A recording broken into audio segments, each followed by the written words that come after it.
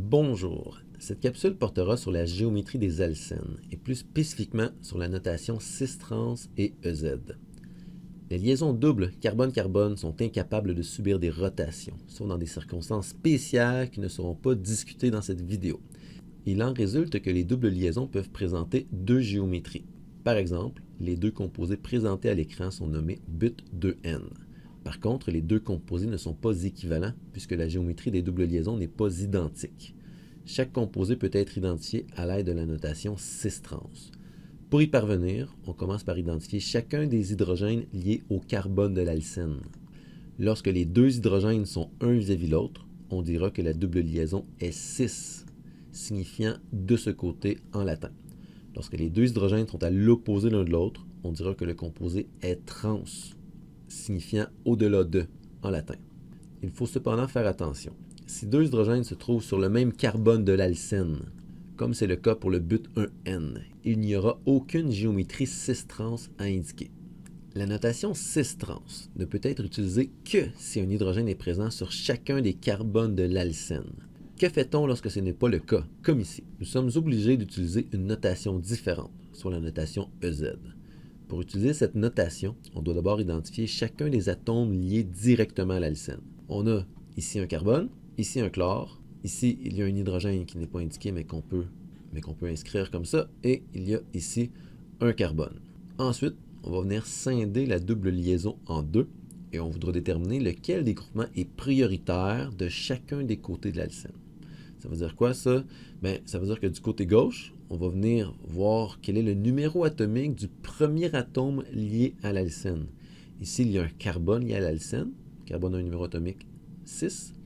Alors qu'ici, on a un atome de chlore lié à l'alcène qui porte le numéro atomique 17. Le groupement qui va être prioritaire va être le groupement pour lequel le premier atome rencontré possède le plus grand numéro atomique. Comme ici, le chlore a un plus grand numéro atomique que le carbone ici. On dira que le chlore est le groupement prioritaire lié à l'alcène, du moins du côté gauche de l'alcène. On va faire le même travail du côté droit. Ici, on a un hydrogène lié à l'alcène qui possède le numéro atomique 1. On a le carbone d'un méthyle ici qui possède le numéro atomique 6. Comme évidemment 6 est plus grand que 1, on dira que le groupement méthyle ici sera prioritaire. On va effectuer le même travail pour le composé de droit. On va arriver à des conclusions similaires, mais comme ici la géométrie est inversée, on va voir qu'ici les deux groupements prioritaires sont plus éloignés les uns des autres. Maintenant, qu'est-ce qu'on va faire avec la notation cis-trans? Eh bien, quand les deux groupements prioritaires vont être un vis-à-vis l'autre de chacun des côtés de l'alcène, eh bien, on dira que le composé est Z. Z, ça vient du terme zusammen en allemand, qui signifie ensemble. Lorsque, de chacun des côtés de l'alcène, les deux groupements prioritaires sont à l'opposé l'un de l'autre, on dira que la double liaison est de type E. E vient du terme entgegen en allemand, qui signifie opposé. Des situations plus complexes peuvent se présenter à nous. Que se passe-t-il si deux atomes identiques, mais appartenant à des groupes différents, sont liés au même carbone d'un alcène?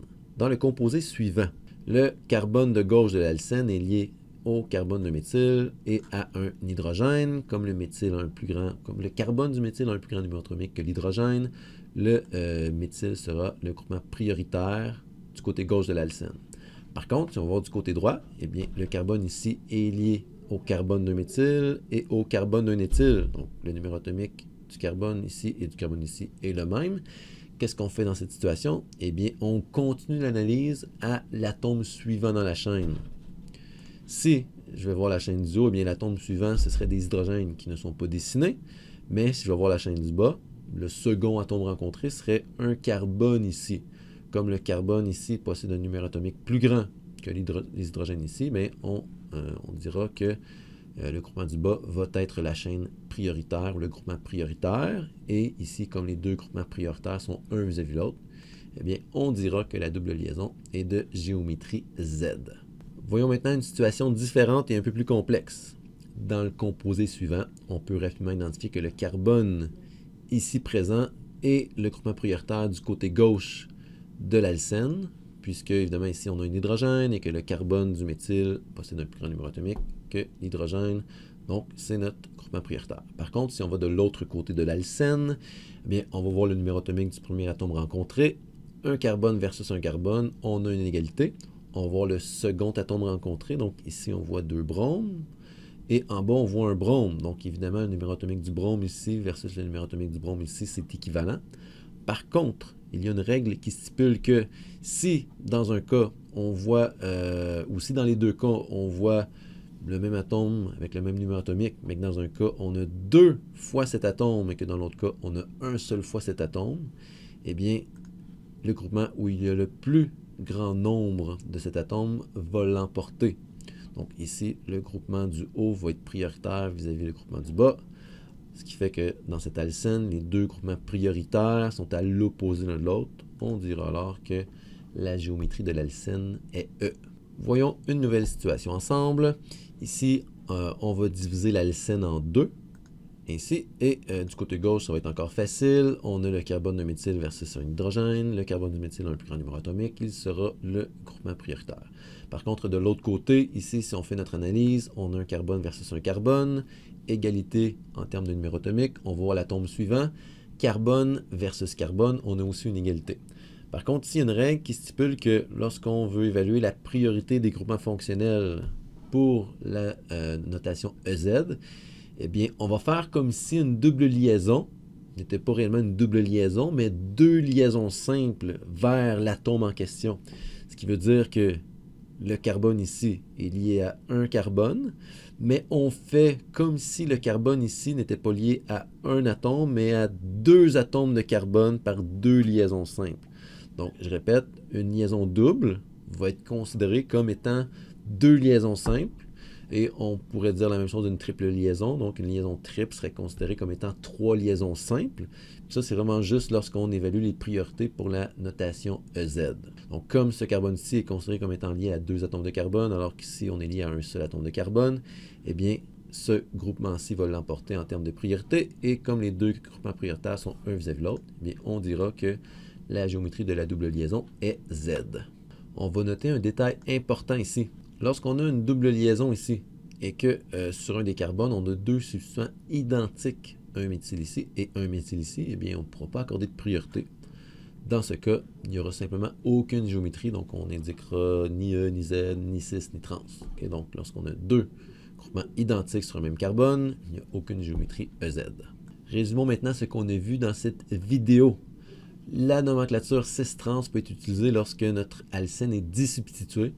Donc, lorsqu'on a un hydrogène sur chacun des carbones de l'alcène, comme c'est le cas ici, lorsque les 2 hydrogènes sont un vis-à-vis l'autre, on dira que l'alcène est cis, alors que lorsque les 2 hydrogènes sont à l'opposé l'un de l'autre, on dira que la double liaison est de géométrie trans. À noter que lorsque les 2 hydrogènes sont sur le même carbone, eh bien, il n'y a tout simplement aucune géométrie. Par contre, lorsque l'alcène n'est pas disubstitué, on ne pourra utiliser la nomenclature cis-trans, mais on devra plutôt utiliser la nomenclature EZ. Pour utiliser la nomenclature EZ, on doit identifier des groupements prioritaires de chacun des côtés de la double liaison, et la priorité est accordée en fonction du numéro atomique du premier atome rencontré, de sorte que dans le composé de gauche, le plus grand numéro atomique du premier atome rencontré, c'est le brome à gauche, et c'est le fluor à droite. Quand les 2 groupements sont un vis-à-vis l'autre, on dira que la double liaison est Z. Dans le cas de droite, eh bien, on avait nos 2 groupements prioritaires qui sont à l'opposé l'un de l'autre. On dira donc que la double liaison est de géométrie E. Et on a vu une série de règles pour des situations plus complexes où on a une égalité en termes du numéro atomique du premier atome rencontré. Donc, dans ce cas-là, on va voir le second atome rencontré. Dans un cas comme ça, ce serait la chaîne éthyle qui serait prioritaire par rapport à la chaîne méthyle du haut. On a vu aussi une situation où on avait une égalité en termes du numéro atomique, mais où on avait, par exemple, comme ici, 2 liaisons vers un carbone versus une liaison vers un carbone. Dans ce cas-ci, c'était les 2 liaisons qui l'emportaient sur la simple liaison. Alors ici, le groupement isopropyl serait prioritaire par rapport au groupement éthyle. Finalement, on a aussi vu que lorsqu'on avait une double liaison, eh bien, il fallait considérer ça comme étant 2 simples liaisons vers l'atome en question. Donc ici en bas, on a un carbone suivi d'un carbone, alors qu'en haut, on a un carbone suivi de l'équivalent de 2 liaisons vers des carbones. Ce serait donc ici le groupement du haut qui serait prioritaire. Et voilà, la notation cis-trans et EZ ne présente plus de secret pour vous.